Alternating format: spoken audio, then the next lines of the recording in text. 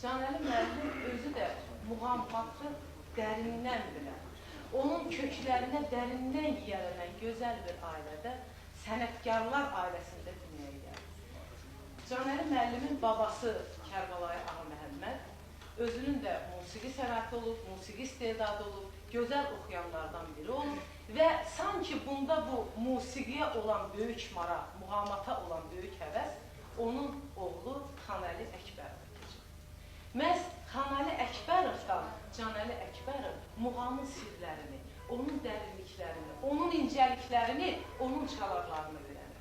Xanəli Əkbərovun da özünün də muğam sənətində xüsusi dəsti xətti olub, xüsusi təkcə yalnız bir faktı qeyd etmək lazımdır ki, 1955-ci ildə Respublikada keçirilən olimpiyadada Xanəli Əkbərov bu olimpiyadanın qalibi olur. Musiqi ictimaiyyəti o dövrdə bizim çox hörmətli tariximiz Əhməd Bakıxanov, Seyid Şuşinski, Xan Şuşinski baxmayaraq ki, dəfələrlə Xanəli müəllimi Bakıya dəvət ediblər.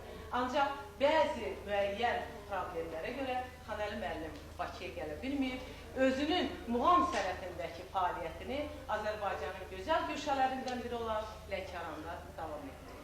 Lakin onun oğlu Əziz Xələfi və bizim muğam sənətində Əziz Xələf hesab olunan Hacı Canəli Əkbərovsa özünün gözəl sənəti ilə, gözəl dəsti xətti ilə, gözəl insanlığı ilə, gözəl şəxsiyyət, qayğıkeş ata və gözəl